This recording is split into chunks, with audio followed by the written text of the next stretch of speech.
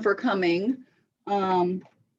We, at the beginning of the year, the CCAR, the Realtor Association, the Builder Association kind of got together and we had some meetings.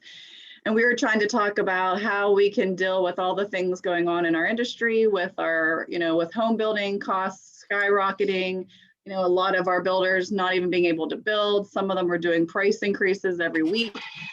So we got together, we just started talking, and then we realized, as our association, we talk with all of the, municipal managers. We are always, interacting with everything from our commissioners to our state representatives. And so we're like, why don't we just get everybody together? Because I know all of you are working on making housing affordable on some level. And so Lynn and Carrie were like, let's just get everybody together and see what happens. So we're really excited to have you guys here. We hope everybody, you can have your cameras on, participate. We really want this to be kind of like a collaboration to see as a county and a region, where are we? Are there things that some are doing better than others? Are there places where we can bring resources from maybe our associations to you? So it's really meant to be an interaction of just, where we are, how do we define things? So we're really excited to bring you guys all together. And like I said, the Builder Association, the Realtor Association, we kind of want to, maybe make this a thing, and we'll see where it goes. But we're here for the community, and we know all of you on this call are too. So basically, I'm just going to we're going to run this with just like it is. We're all just going to interact. If you want to contribute to a topic, we're going to just ask, since we were supposed to have like 30 or so people on here, just to end the reactions at the bottom of your screen. Just raise your hand, and then we'll just let everybody have their time to talk about whatever topic is. So we figured that'll be easier because it's hard on Zoom where people sometimes cut in and out. So just raise your hand if you want to share on the topic. And I think that's really it. Lynn, anything else? No, I think you covered it. Me to say? Nope, I think you're good. Lynn's our brains, you all know that. All right, so we have on the agenda, we just picked a couple topics that we thought we could brainstorm around or talk about. And the first thing is, everybody, this is always funny because how do you define affordable housing? And affordable housing, I think we're looking at it from multiple angles, and every township probably has a different definition of what's affordable. But I just wanted everybody to kind of share what you guys feel affordable housing is. So maybe we can find a common thread. For us, affordable, at least, for realtors, is letting people having enough homes in different price points for everybody. But from a developer, from the Builder Association standpoint, is being actually able to put new inventory out there that is affordable. I know we could get down the workforce housing tunnel too. So I'm just going to open up if people want to, how are you guys defining affordable housing? Who wants to be first?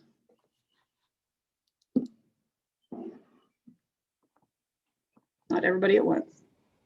Go ahead, Amy.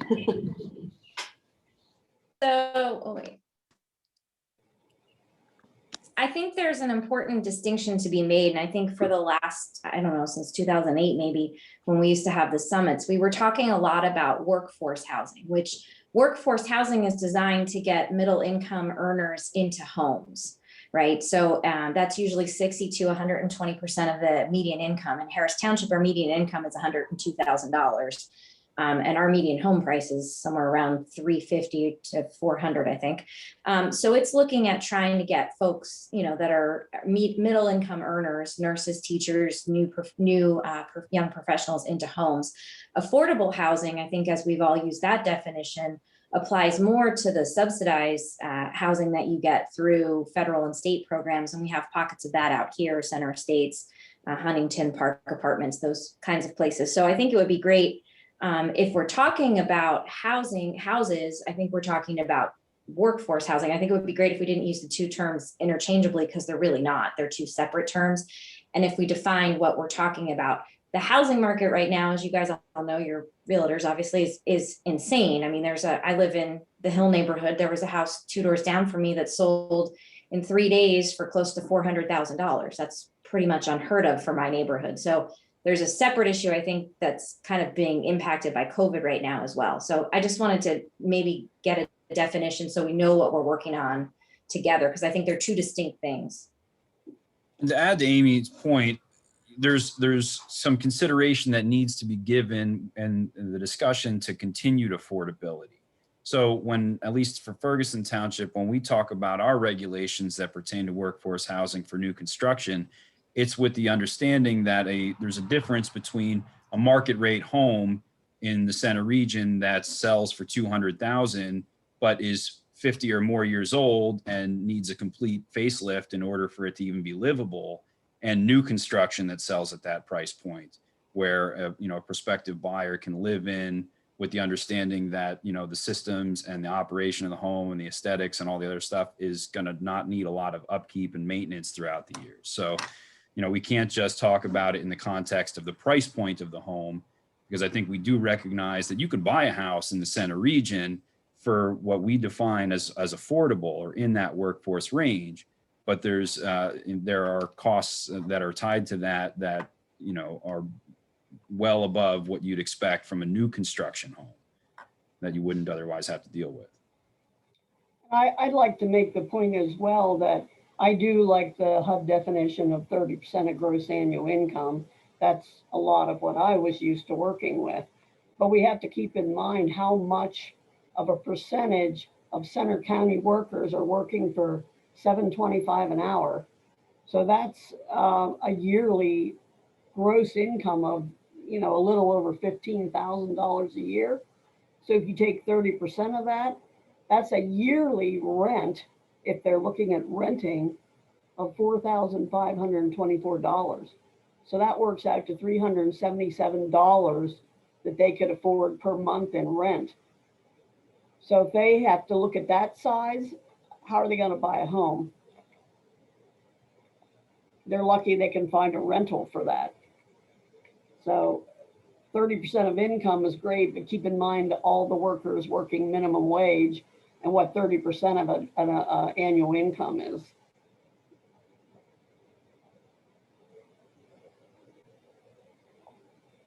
Go ahead, Derek. Those are all good points. Well, that leads, I was going to ask the question. I don't know if we have any data aside from what we see in terms of median incomes, if there's any actual physical numbers that say within Center County, this is kind of, how many make less than $10 an hour? How many make less than, or income wise, you could even translate it to less than 20,000 a year, less than 30,000 a year, less than 40,000 a year, and see what that amount of people might be, because I think that's a value. Because I agree. I mean, I was just doing, even at $20 an hour, you're anticipating making 40,000 a year roughly. So a third of that, you're talking, maybe 13 to 15,000 that you can use towards a mortgage. That maybe puts you in the range. But if you're married and have children, and then you're paying for childcare because both parents are working, that's almost a mortgage in and of itself. So it knocks you backwards a little bit. So I think it'd be interesting to see what the actual population is within those, ranges, if that's even possible. I don't know if that's available information. I think the 2020 census documents are coming out here more and more, and that'll have that information for Center County. Awesome. All right. Tommy, do you have something you want to add? Yeah, I'll just piggyback on what Derek said a little bit. I think along with that, we kind of need to know, and maybe somebody here has some idea of where the demand is. Some of us have been involved with this discussion for over a decade now, and we get a lot of information, misinformation, whatever you want to call it, about different demand segments. And in reality, I don't think the HUD guidelines, I think they're a good starting point, but in that respect, because of our high median income, it's going to skew things a little bit. So I think we need to know where the demands are, what demographics are in that demand. And also keep in mind too, that it's not always about home purchasing. It can also be about home rentals. I think we've always tried to solve the issue of home purchasing and home ownership affordability, but We don't want to forget about rentals either, because that is a portion of the market that is also in demand and will stay in demand. Awesome. Okay. So kind of on the definition real quick, if I'm hearing you guys right. So affordable housing, like what Amy and Dave were saying, is when you guys use the words affordable housing, a lot of you are thinking about the income-based housing. Is that right? Or like section, I don't want to say Section 8, but like that kind of thing. And when you guys use workforce housing, that's trying to have housing for like the middle class kind of range. Is that how you guys are defining it? Like that could include some new construction? You're both shaking your head yes? Okay. So just like, so we're using the same definition, because I know that that's the hardest part, is everybody kind of, I always cringe when I hear affordable housing, because I'm like, well, what are you talking about when you say that? Okay, does everybody agree that that's the definition? And we'll let Susan and Ed chime in here while you guys think about that. So go ahead, Susan. To me, affordable housing is either rental or ownership that you can afford to live in and pay your other bills. It's not necessarily based on HUD income guidelines or Section 8. It's literally what each household and how they budget their funds and that sort of thing. I think financial literacy and housing counseling is really important. That's a really good point. And I think that's kind of where Tommy and Derek were at, where they were saying, you know, where's the need? Where's the breakdown? And, you know, do we have housing for all the different income levels? Ed, go ahead. Well, yeah, I think Susan's right on. In the profession, I think you're seeing a move to a terminology related to attainable housing. So we're seeing more and more of that. As far as that's a term that better says, I like that. You know, how much income do you need to have in order to live in the center region, and to have housing in the center region, whether that's rental, whether that's home ownership. I think we need to get away from the sort of bifurcation of those two products. People need to be able to have attainable housing at a price point that allows them to live and pay the childcare that Derek and Tom are talking about, because that's a huge load right now. As someone who just stopped paying it a couple of years ago. So I've been trying to use attainable because it starts to get us away from what are the HUD rules. Section 8 has a stigma. I'll just admit it. I wish it didn't, but it does.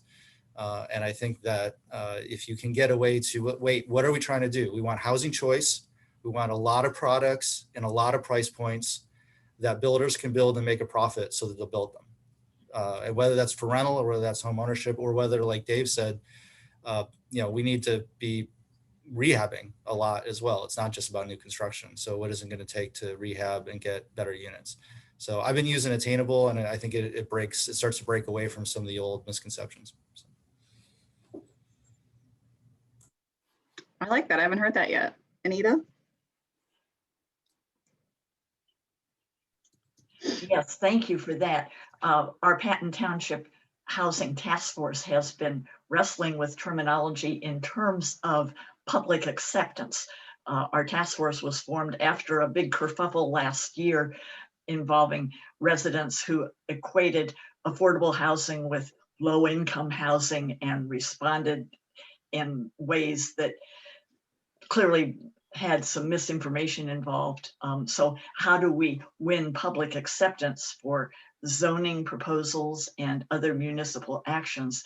And we see the effort to try to have deeper public understanding be an ongoing concern. And that's one of the areas, in addition to zoning matters and others, that we hope to bring recommendations to our Patton Township Board of Supervisors in the fall. But thank you. Yeah, I like attainable. That's a good word that we might use more of in our public presentations. Thank you. All right, Stephanie, I know you can't raise your hand, but thoughts? Sure. I think it's really important that we focus not just on what an employment might be. I can use the example very specifically of two of our recent families. We have a teacher and we have a dietitian from Penn State, and those folks are both below what we're calling workforce housing. They are needing affordable housing. So I think we have to be very careful when we say, it's for working class people that workforce housing is. Our program is serving families that are 40 to 80% area median income. That's your teachers. That's your bank tellers. Your bank tellers are probably actually pretty darn close to below that. Those are folks that I think we would think are workforce housing, but most likely are not.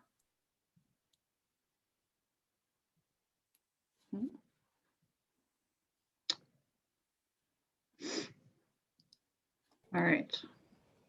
I've always liked the idea of the thought of a mitigation type fund or for landlords that could be, I don't know, CARES Act money or wherever it would come from, CDBG monies maybe, so that especially rentals, if landlords want to take a little more of a risk on someone that may not have the pumped up income, that mitigation fund or mediation fund would be sitting in case there was ever any damages or repairs or things that landlord would know would help them out, barring whether it would be a slight break in the ability of the client to pay a rent for a month, or whether it be something that was repairs that gave them a little bit of a protection of having this fund that would be given back to that landlord. I think that would certainly make them think more kindly on the possibility of renting when there's, a little more in question about the income. Yeah, and that kind of shifts gears. And we'll let Amy talk real quick, but it sounds like we all have similar versions of definitions for affordable housing. And I think we've kind of broken it down to affordable, which is like more the lower income workforce, more middle class. We have the attainable housing, which I like, the new definition. So shifting gears, the next topic was, what are municipalities current working towards, or what are things you guys are all doing now to address we're going to just use the umbrella of affordable housing right now, but all the things we just talked about. But I'll let Amy go first to finish up her last thought. I just wanted to kind of get this thought out. I really think that as we're looking at this problem, right, we need to tackle it from all sides. And one of those sides is we have like the fourth highest cost of living in the state of Pennsylvania. We don't have wages that necessarily reflect that cost of living issue in Pennsylvania. We need to work on trying to attract and get companies in this town that understand that folks can't live off of $7, $8, $9, $10, $11, $12 an hour. They need a more livable wage. And then we have a university, which is a double-edged sword, because the university drives up the rental housing market here to limits that I don't think are seen much outside of more urban areas, right? So our rentals are very expensive, and they can be because they get students to go into them. So I think moving forward, and I've been involved in these discussions since we were doing the summits back in 6, 7, 8, 9, 10. I think moving forward, there needs to be a really multi-pronged partnership with Penn State University, CBICC, and others to try to address, because you can do all you want to try to help get affordable housing, attainable housing, I do like that term.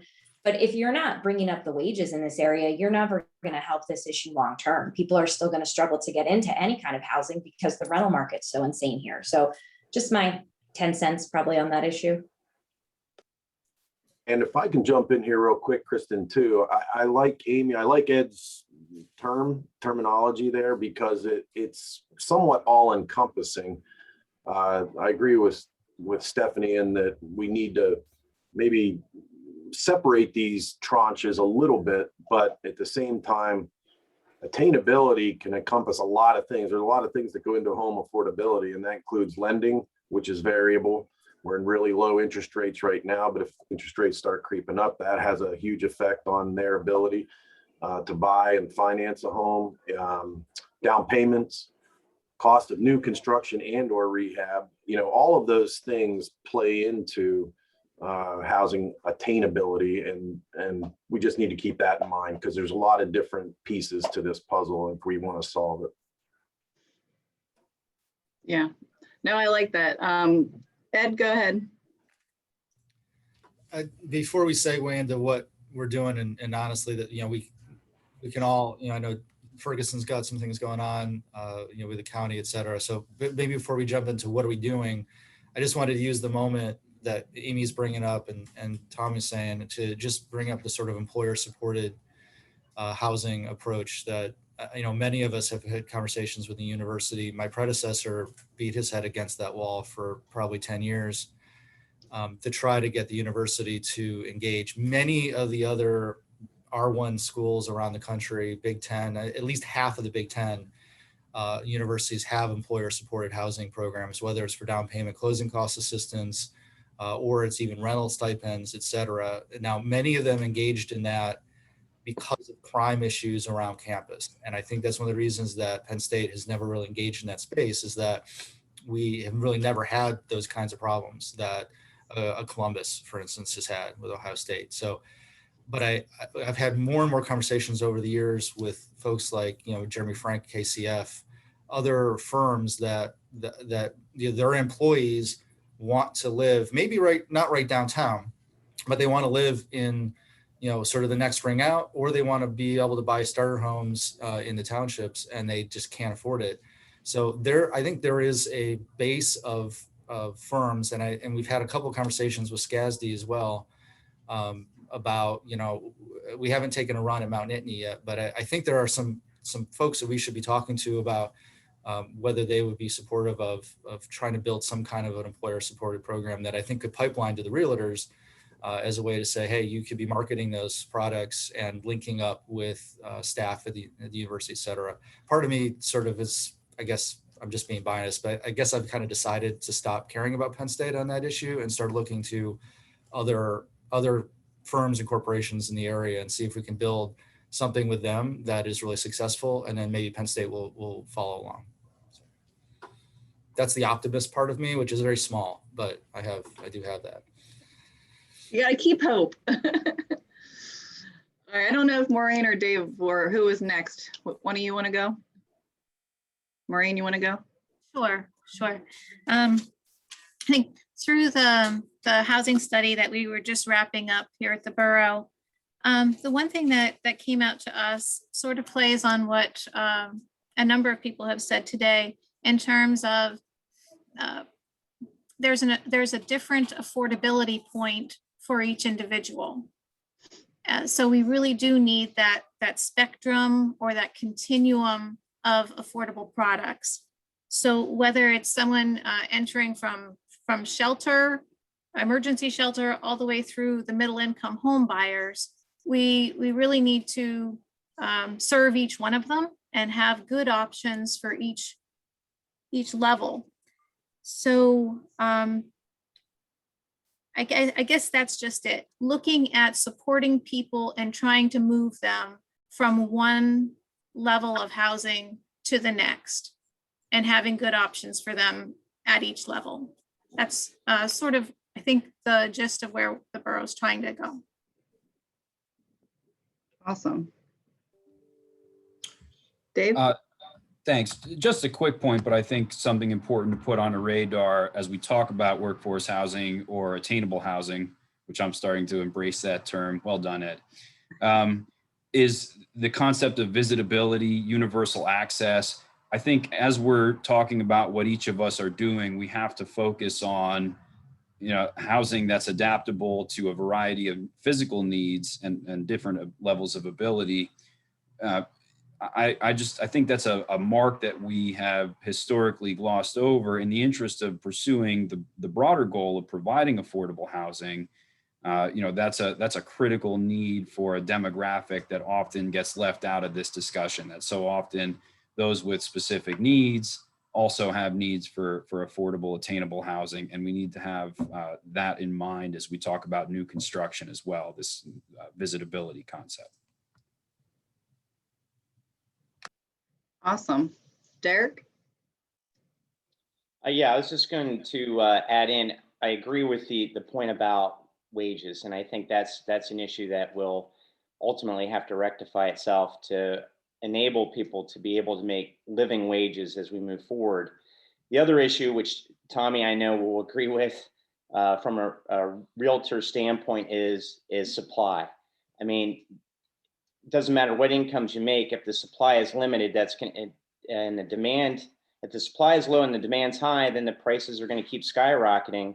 So whatever wages you're going to make are going to be hard to keep up with. I mean, we have people coming from various areas that are saying, hey, I sold my house for 20 or 30,000 more. And they're coming here and it's like, well, you're going to have to buy a house for 20 or 30,000 more. So you're not getting anywhere. It's only making it worse. And if our supply does not change, then we're going to have an issue, because the area continues to grow and people want to come. And I know this is where Jim, he and I were on the housing cabinet at Center County. I mean, all the discussions about the variables for even creating housing, you know, the infrastructures and everything else that are required. That's where the conundrum really comes. Yeah, you can't have stable prices with low supply. I mean, it's very frustrating. I say fascinating as a realtor to try to, you know, find people affordable homes or obtainable homes. I'm going to switch to attainable homes when we don't have a lot out there. And so the houses that are out there are just getting into bidding wars because people don't want to be homeless. So the one thing I didn't see nobody brought up, but it's been on my mind, and I don't know, I'm just going to put it out there on how it would fit into the mix, is we talked about income, but debt.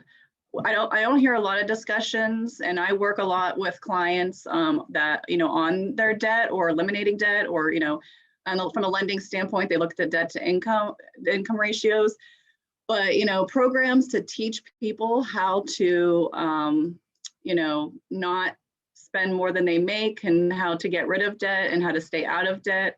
I feel like that would solve a lot of obtainable housing issues if people had a better grasp of debt. So I don't know if anybody's doing anything like that, or if that, you know what I mean? I don't know if that's something that could even be done wide scale, but that was something I wanted to. Does the borough still counsel their buyers before they're allowed to buy? Susan, was that? I'm waving my hands. Yes, absolutely. I just posted a link. Temporary Housing Foundation just became, within the last year, a HUD certified housing counseling agency. We're the only one in the county, and you can see all of the services that are provided. It's not just for first-time homebuyers, but yes, definitely counseling first-time homebuyers. It's all of the services that are listed there if you follow the link. So to me, for a lot of people, they just have never really had a good opportunity to learn budgeting or smart spending or learning about using credit wisely. All of those things would make housing attainable for some people, but then also it would make it more successful and sustainable because they would know how to use their finances better. A lot of the nonprofits here have budget counseling too that people go to. And then even like our first-time homebuyer program, the bankers, the lenders are putting them through a certificate that they get that goes over budgeting, money spent, all of that good stuff as they're purchasing their first home.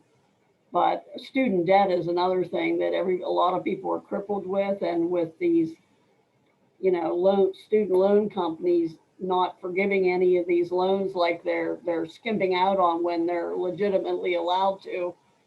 That's just terrible. You know, you go to your grave owing student debt because they're not doing what they said they would. Well, didn't they just come out as far as student debt? I thought I saw, and Chuck, you might be able to chime in on this, through NAR, that there was some relief coming for student debt and where it comes to housing.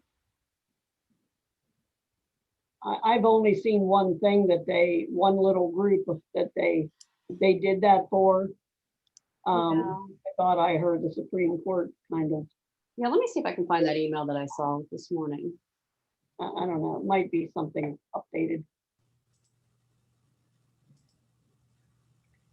Mike, did you have something you were going to say? Yeah, Betsy touched on it briefly, but I think where we play a role in our human service agencies is we will work with individuals in the community it's called representative payee or rep payee, where essentially the human service agency will work with an individual to pay their bills. And essentially the recognition is that on their life spectrum is if they're able to, for a few years, utilize this service to be able to get hard skills in terms of how to pay bills, how to manage money, that eventually in months or years down the road that they'll be able to be prepared to own a home and pay a mortgage and to be able to do that. So we do offer that service in terms of, but that's more focused on the rental market. Still very important to keep people who are able to afford a roof over their head through rental, but just don't have those skills to be able to manage their money. So that's one of the services we provide. We used to work with Interfaith Human Services for that. I believe we still do. We may partner with a few other agencies on that one. And Betsy, I think might know the most up-to-date list. But anyway, that's a service we do provide. And is that open? Is that available to anybody? I don't know. I believe there has to be, it may be income driven, maybe service driven, where, for example, the Center Helps may refer them to the program. I don't know if if you just call them up and say, hey, I want to meet to talk about my budget. Yeah. Okay. All right. Anybody else want to chime in? I want to stick to an hour. I don't want to keep you guys past an hour. So, Anita? Yes, briefly on Patton Township, and our township manager, Doug Erickson, sends his regards. He tasked Nicole Pollock, who is the co-chair with me on the Patton Township Housing Task Force, to represent Patton Township today.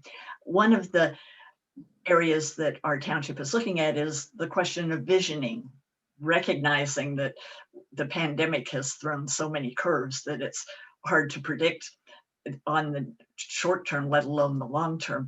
But looking ahead to 2025, where the demographic cliff is predicted for college student enrollment.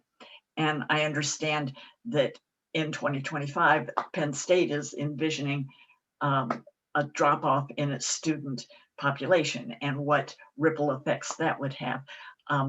But I wanted to mention, and since I'm kind of new to the discussion here and the table here, and we're grateful to be at the table, some of the folk from our housing task force who were also on today's Zoom that have been working with us in our monthly Zoom meetings over the past year. And then I'd like Nicole Pollock to say a few words, but we have Andrea Pandolfi, who's on the Center County Planning Commission and also is a real estate appraisal. You've already heard from Stephanie from the Habitat for Humanity. Rachel Fawcett, who is the Financial and Communications Coordinator for the Pennsylvania Housing Research Center. And we have on the task force, Morgan Wasakonis, who's not able to be here today, but our task force has been having educational presentations. And in July, we're looking forward to Missy Schoenroger from the Center County Land Trust and Colleen Ritter from the State College Community Land Trust briefing us there. And another area, which I'm sure we can't get into today, but is there any possibility among municipalities cooperating if there is some project that each municipality could kick in some of the American Rescue Fund monies if the land trust came up with a regional thing, or is there a possibility for kind of a one-stop shop website? I'm hearing great resources that different folk have, but a one-stop, and I realize that would take funding for somebody to put it up and manage it, but that could be information for developers and realtors as well as residents those are some of our thoughts, but I'd like Nicole, if she could step in, because we've been very connected with planning presentations from the Center Region Planning Agency, the biking and transportation experts, and the environmental folk, talking about how it's all interconnected, building housing that needs transportation, that needs other things. If Nicole could take a moment. Thank you. Sure, Anita. So those of you who don't know me, I'm Nicole Pollack. I'm a senior planner for the Center Regional Planning Agency, and I do spend 50% of my time working with Patton Township. I think overall, Anita, you've actually summed up really well what our task force is and what we're working towards. So I would just kind of reiterate that we're really trying to focus on community outreach and understanding and get some kind of public support behind what we're trying to do. We actually did just talk on our last meeting in June about attainable housing and trying to kind of come up with maybe some branding and how to talk to the community about affordable housing and why it's important to the overall community to have an inclusive neighborhoods and all of that. And as she mentioned, we've been doing lots of different research and looking at how transportation sustainability and everything kind of folds into the housing conversation. So yeah, just with that, we're looking to maybe bring some recommendations in the fall. And yeah, I think she covered most of what we're looking at. One more thought, we are talking with CNET about producing some very short spots in the fall that might have short messages that we can use in our public presentations to Patton Township, but also looking to make the case for why, as Nicole said, why attainable housing is so important to us in the region going forward. That I think some of the preliminary census data I saw spoke of some people moving out of the Northeast to try to find more attainable housing in other parts of the country. So the long-term economic viability could be linked to the ability to have housing that's attainable. Thank you. Thank you. Yeah, that's awesome. And the one thing you brought up is I've always felt this way is we all have, all the townships, are focused on their people. It would be really nice if we could all, share resources, because some townships have more resources than others. And just like our Realtor Association, the Builder Association, we have resources that we can share. So I think between all of us, there's a lot more we can accomplish together. I'll let Mike go ahead and put your thought in. Yeah, this is just briefly in terms of just giving everybody a perspective of where we're at due to the effects of COVID-19 and the economic downturn. We have through our Emergency Rental Assistance Program, or ERAP, which opened up earlier this year. It's about a $10 million pot of money that we received through the federal government and our state partners. And essentially it's for individuals who are currently renting to pay their back rent and utility costs. And we've had about 1,000 applications come in from renters across the county. There are some duplicates in there, so it's safe to say about maybe 800. There's about 800 individuals throughout Center County. Many are residents of the municipalities represented here that are essentially, many of them are in a queue because of the vast amount of applications that have come in and the limited staffing we've had, but we've authorized as a Board of Commissioners up to 10 individuals to be hired on to help process these applications. But our concern was that in 5 days, the moratorium on evictions was going to be lifted. And the CDC director extended that through the end of July. So that gives us a little bit more time to process those applications. But to think about it, and we don't think that many landlords are going to go ahead with evictions, but some will. And that effect then on how we then have to, in our human services agencies, go from triaging a stable client base or individuals base in our community and helping them get on the pathway to home ownership. We're now triaging them from the homelessness side of things. And so for the next few months, if not maybe a year or so ahead, we're going to be really balancing that in our human services office. And that's going to be something I think that just from the CCAR and the Builders Association, just to be aware of, is that we may have dozens, if not hundreds of individuals that may experience homelessness because through the eviction process. And so we're doing the best we can to churn through those applications and work with landlords. But there's a legal process the landlords will be using and will be absolutely available of to if they want to go through with evictions. And so just to put that on folks' radar screen, and we're working as diligently as possible, but many of those applications that are coming through would surprise people. To go to Stephanie's point earlier, the type of salaries that they have and the positions they have, it's not the typical folks that we're thinking about. So I just want to put that out there. Just our Faith Ryan and our adult services staff is hard at work with that. Wow, that's good to know.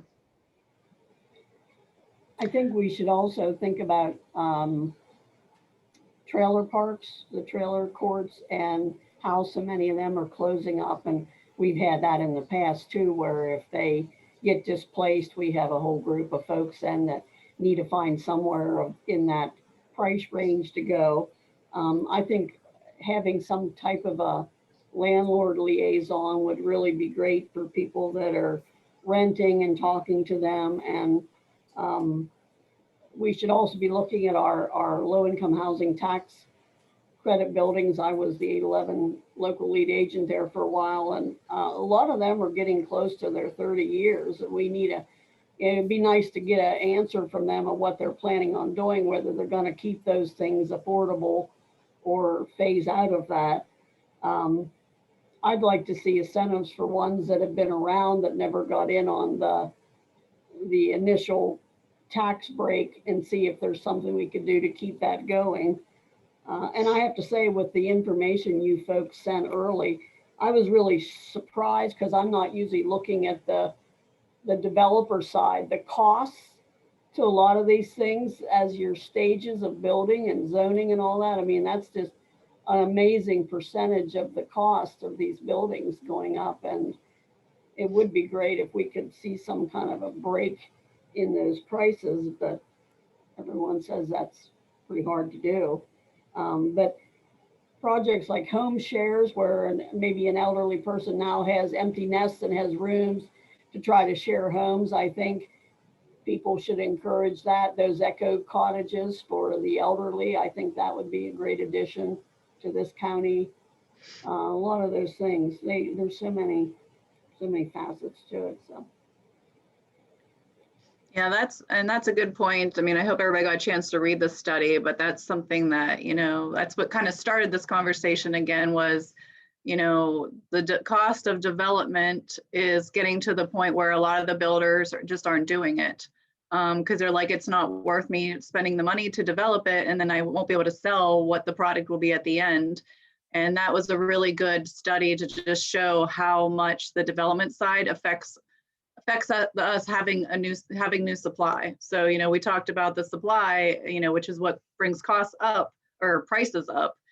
And if we can't find a way to get our developers, give them affordability, we're not going to have the projects that we could have to have attainable housing for, all the different income levels. Go ahead, Ed.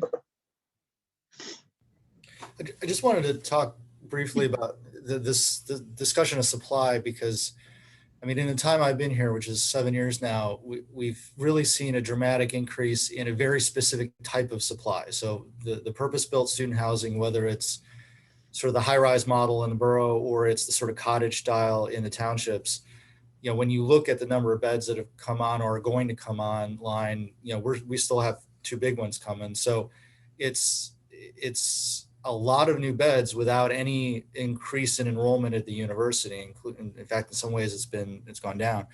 So I feel like there's going to be increase in vacancy rates. We're already seeing it. We're seeing, shifts from, 12-month leases to 10-month leases, which is unheard of in this community forever. So there's a shift, and COVID then kind of paused any really reasonable way to evaluate, because everything got thrown out the window for a year and a half. But I feel like we're going to start to come into a new normal in the next 2 years. And I just wanted to float the idea of how we could have a partnership or some kind of a task force or discussion. God knows we don't need more meetings or more committees, but this is something Jim and I have talked about at CRPA.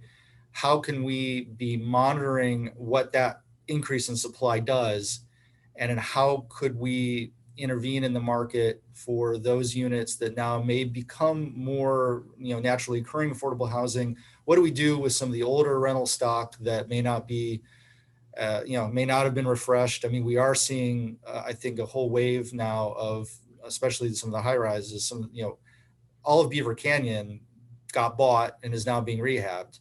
So we are seeing another kind of wave of, okay, it's not new construction, it's trying to compete with the older construction.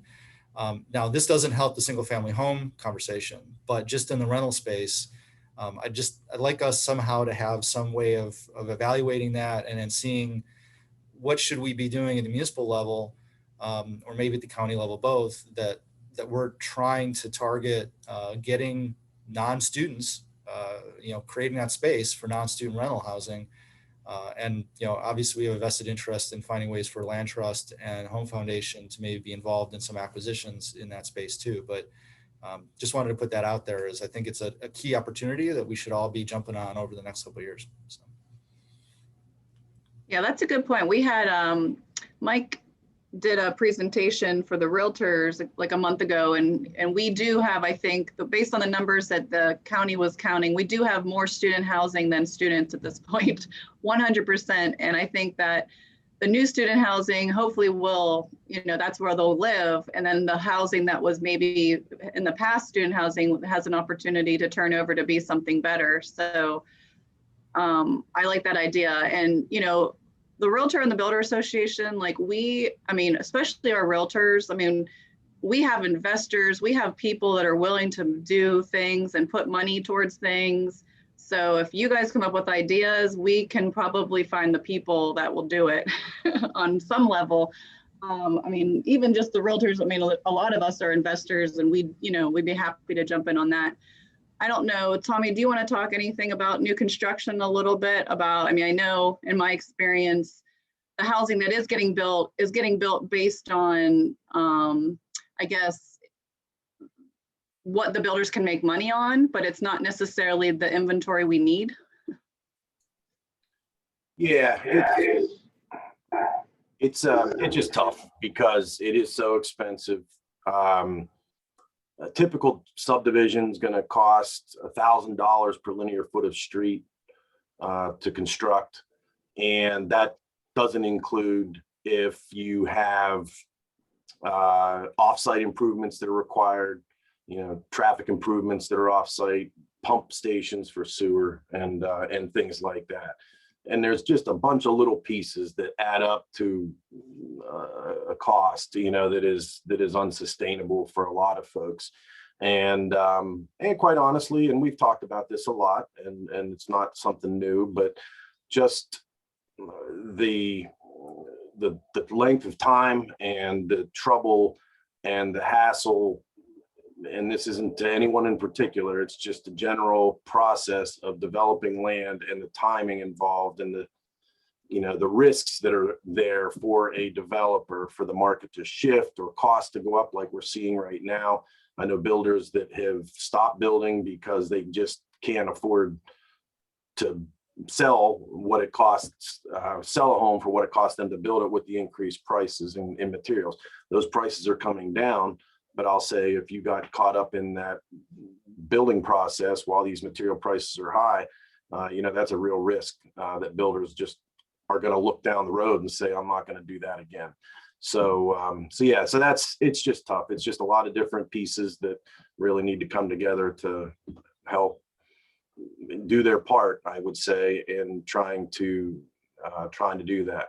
And as we've always said, land is one of the bigger costs. Obviously 20 to 30% of a home's cost is in the land and the lot, and that has to do with, again, infrastructure and things like that come into the development to provide facilities and things like that. So yeah, that's about it. And to the point too that we talked about earlier, and again, the land being expensive, the people that we're trying to do, or we've always tried to help, we want close to their jobs so they don't have to travel, keeps traffic down, keeps their costs down for car ownership and things, and their personal operating budgets. But the closer you get to those sections like North Atherton or even the downtown borough, the land's just exorbitantly pricey, and again, just makes it even that much harder to provide affordable housing in those areas. Thank you. Maureen? Yeah, thanks. I was thinking the same thing that you were there, Tommy, about the land prices. So especially here in the borough, land is something that we're pretty much out of. We don't have a whole lot more land unless there's already something built on it, which gets into the whole redevelopment thought. But the one thing that we do have a rich resource of is the same thing that people are trying to build now in the missing middle sector of housing. So I don't know a lot about missing middle, but the model involves constructing homes that look like single family housing from the outside, but then they'll have multiple dwelling units within. So from a neighborhood perspective, you still have the beauty and the character of single family housing that's very appealing to everybody, but then yet there is a little bit more availability of supply for more people.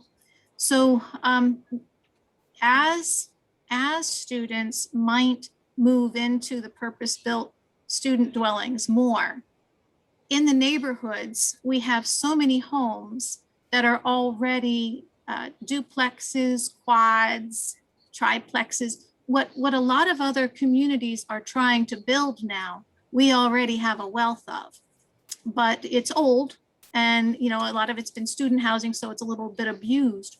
But that's really something that might be part of a strategy to increase supply. So as the students are moving out of those units, we have something that other places around the country are trying to build and market. We just have to rehab it, market it, and be able to buy it in the first place, because the prices are high to begin with, especially if the student rental permits are in place. Well, and Maureen too, I agree. One thing we've talked about, I know Jim and some of the other planners are very familiar with it, and that is zoning changes or changes to the saldos in the townships that will allow for more density. Again, $1,000 per linear foot of street. The shorter you can make the streets, and the more houses you can maybe still get on a shorter street, the cheaper that development and cheaper that land is going to be in there. So I'm familiar with the middle housing thing. There's a good book out there, I'll put it in the chat, on middle housing and how you can kind of incorporate that into communities and provide more density without the actual look of dense housing. Thank you, guys. Go ahead, Amy. So just a thought, I at one time was the manager in Mountjoy Borough in Lancaster County. And Mountjoy Borough at the time was working on a charrette with a developer, George Desmond, who was out of the Philadelphia area. And he ended up building a community called Florin Hill. Florin Hill is 760 some housing units, I believe. And they're a market rate next to affordable rate houses. So the way they did it, it's great. My sister lives in Mountjoy, so I've driven through it a couple of times. But it's a traditional town development. It's got the density that has some mixed commercial in there. But the way they did the mixed rate and the affordable houses, you can't tell which is which, because the affordable houses have a brick facade on the front of them. So I think that there are ways that we can go and look at some of these places where they have been successful at getting some new build, workforce, affordable, whatever, attainable housing. I think there are some places we can look at to see what they did. I was in on the front end of the charrette in Mountjoy. I was there in 2001. This project was just completed, I think, like 5 or 6 years ago, but there might be a way that we can try to look at some of these things to see what they did in terms of development densities, what they did with infrastructure, knowing that our problem up here is we don't own the water and the sewer. They're authorities, and you have to really get them on board to help with some of the tapping fees and things. But just a thought that maybe we look at these other places to see what we might be able to learn from.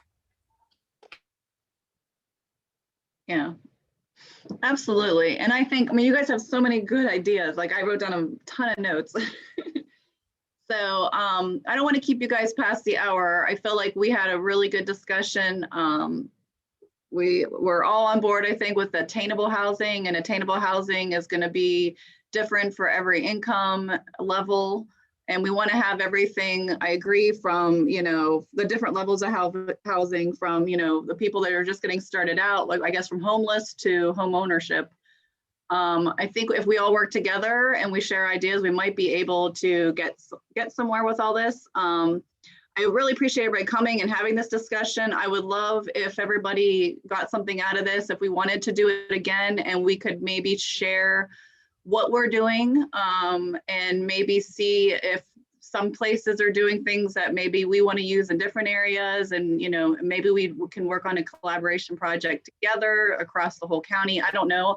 I'm open to, we're just trying to create the connection. And like I said, we can all see what resources we have and share them. And I know, at least for our two associations, the builder and the realtors, you know, we're here to help with whatever we can do. Does anybody else have anything else they want to say? Are you guys game for maybe doing this again and maybe focusing more on what you guys are doing? Maybe like we had this conversation about like how we all are, you know, treat or looking at, you know, attainable housing, but maybe the next one can be us maybe sharing some of the stuff we're doing and just see if there's, you know, ideas we can steal from each other, etc. Everybody game for that? Yeah. I see a lot of shaking heads. Yeah, and I wanted to ask too, now, Chuck can chime in on this. You know, we do have, like Kristen said, aid that's available where we can, you know, get additional money to help with studies. Is there something as a whole in Center County that you guys feel that you're lacking that would be a good piece of information to have that maybe we can research and find if it can be done? I mean, I know you have done your own, it sounds like, because I know the borough did their own study, and I'm sure Patton's been doing their own studies as well. But would it benefit to do a big collaboration within the center region? And what would that look like? Like, what would you like to see? Well, just to jump in, I still think we need sort of better numbers. This goes back to what Derek and Tommy had said. I think we need a finer grain market analysis of demand and supply, especially with the purpose-built student housing numbers. Some quantitative economic research in that area, because from a planner standpoint, a lot of the census data, and I'm just going to admit, and I don't know how Jim's feeling about this, but I think what we get for 2020 is going to be wildly skewed, and we're going to have to deal with some special census work after that, because I think that COVID is going to skew a lot of that data that comes back. So we're not going to be able to point to that in any kind of meaningful way in the next couple of years. We're going to have to do additional work. So, but I think being able to nail down income level data and housing need data at a finer grade, because a lot of the tools that we have as planners, they're at the county level. They don't necessarily get down to the municipal or regional level at the degree that we need them to. And so they paint a picture that's not as accurate as, in some ways, I think the realtors have a better sense of what's going on because you guys are in the trenches on it. But it's something that would be, I think, some use.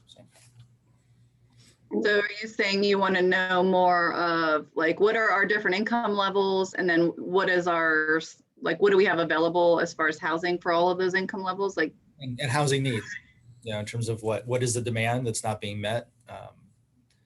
You know, because there's a lot of anecdotal data that rolls around. I get told all the time what people want, but it's anecdotal, you know, and so it's not at a level that I think we can go to our elected officials and say, this is really what is happening on the ground. And, you know, I think we all know elected officials have their own information sources and make their own assumptions about what's happening. So part of our job is to try to give them accurate data and information so that they have a clear eye as to what's going on. I'd also like to see some information on access to transportation, because I get a lot of people that are going to the far outskirts of Center County, and they may find a house that's less expensive out there, but then they don't have the transportation to get back to where they work.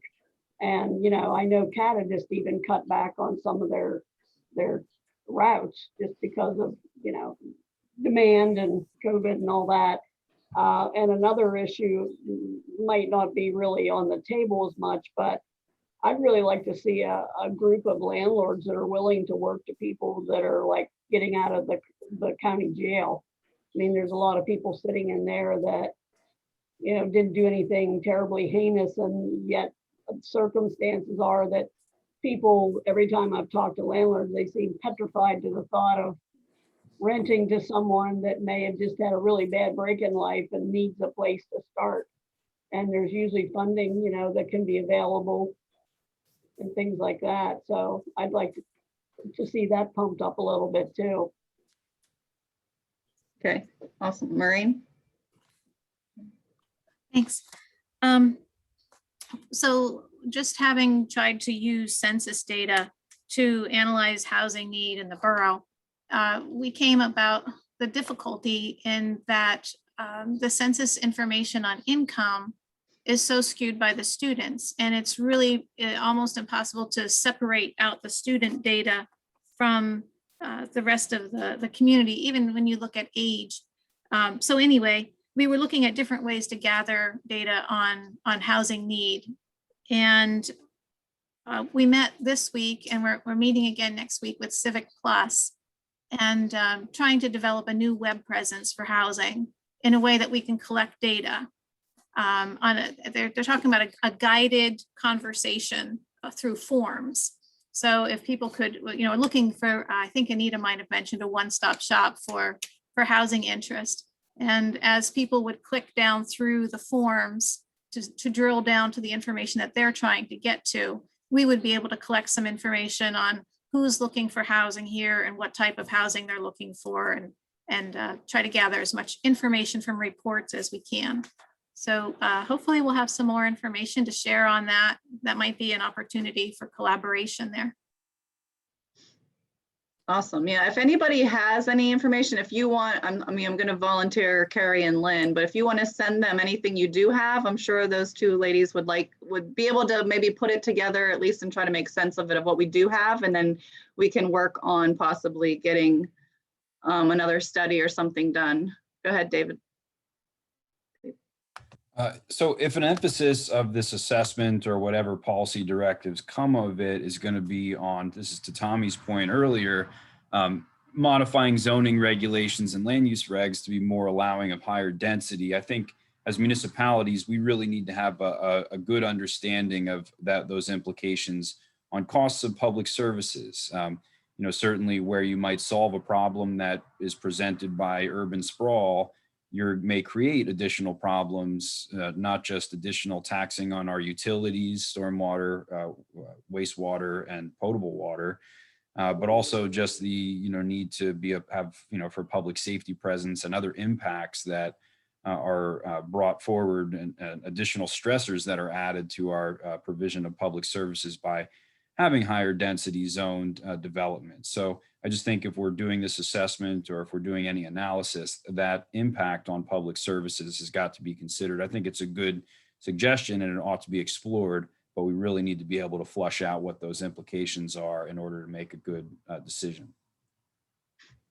No, I think that's a good point. And maybe once we figure that out, maybe some townships, are ripe for that. And maybe that's where we focus our efforts. If there's a township that maybe has land or has the ability to take on more, then maybe that's, the route we go.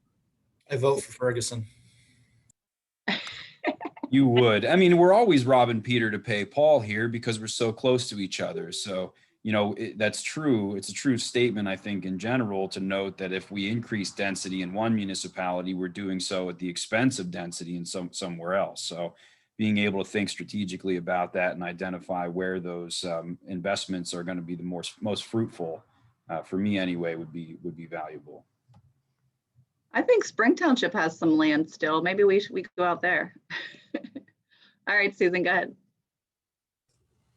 Just really quickly, and I think this came out of the housing study that the borough just did. We know that at least in the borough, like 75% of the households are rental. I would love if someone could put some real data behind how many rental households are students and how many are not.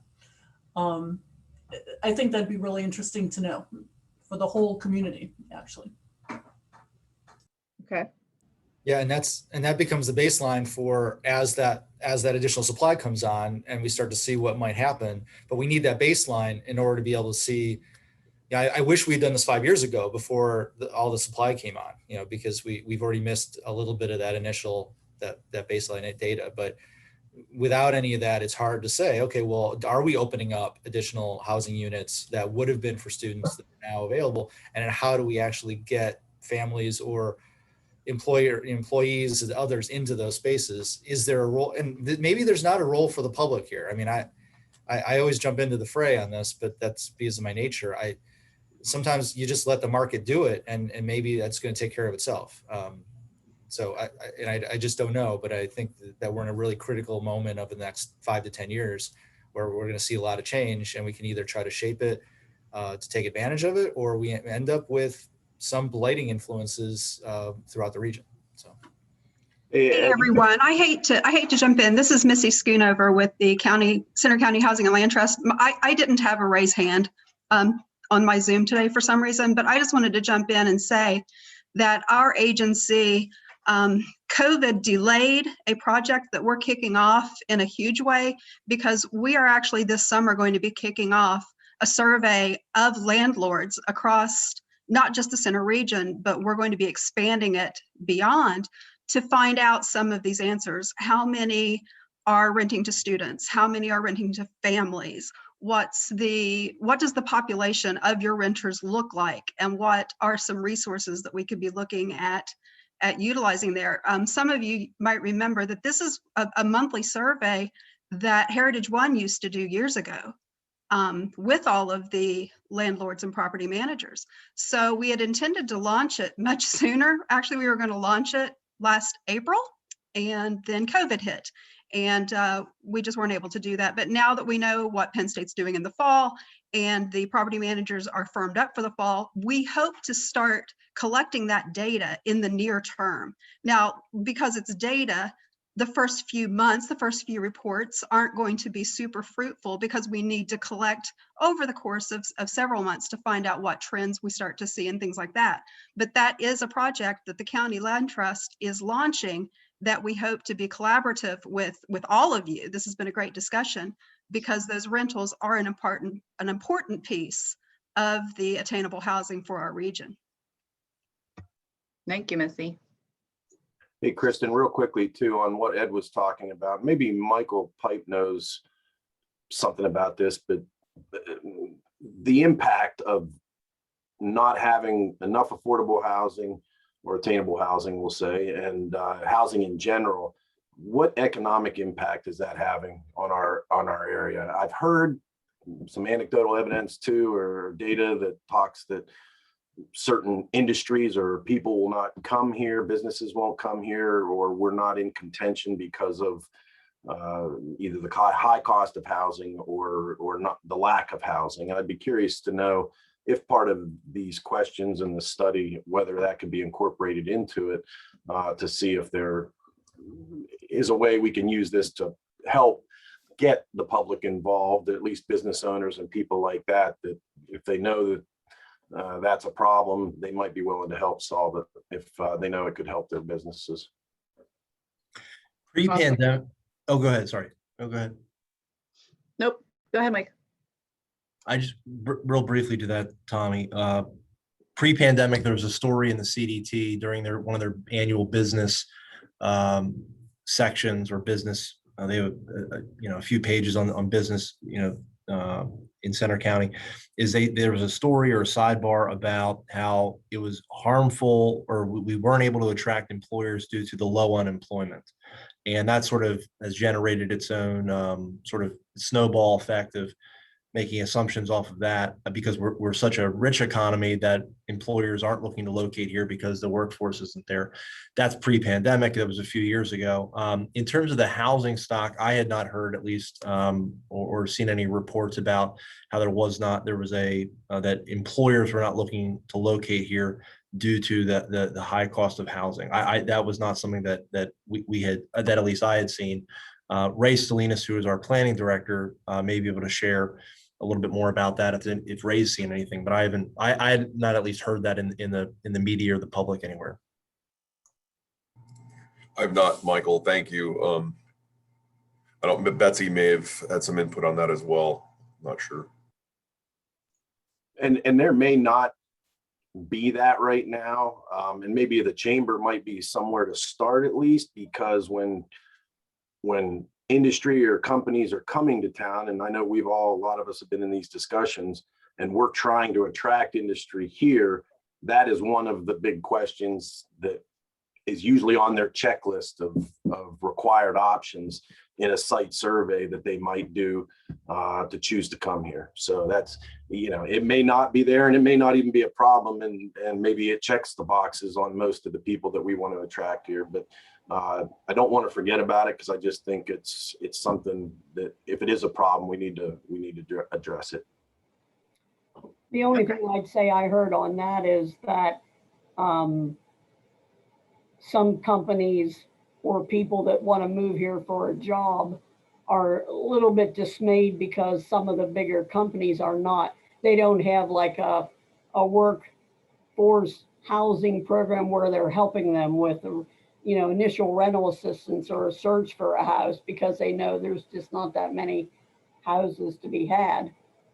So that's really the only feedback I've heard about it. So that's lack of inventory. Okay. Maureen? The Center for Rural Pennsylvania prepared a really useful map for us that shows commuter time and commuters into the borough. So every day, the borough has roughly 22,000 commuters who come to work in the borough who don't live here. So I'm always hopeful, people talk about vacancy rates and if houses in the neighborhood should become vacant as more student rental housing comes online. I'm always hopeful that some of those folks who are driving an hour, 2 hours out would like to relocate. So that's just something else to look at. There's lots of data and we should have updated data too on commuters, people driving in. So there's a supply of buyers and renters. All right, awesome. All right, I wrote all that down. So we'll put together maybe a list of the things we want to collect. We can maybe email the group out, and anybody that has any of this information, send it to Lynn and Carrie, and then we'll kind of maybe put something together, and then we'll all get back together, and maybe we'll share that information with you, and then we can kind of brainstorm about what people are doing. That sound like a good next step? All right, well, I'll let you guys all go. I know you're busy people, so thank you so much for taking some time out. And I know that everybody said, we've all talked about this forever, but I think maybe we'll hit it from a different angle. So attainable housing and collaboration. All right, thank you all.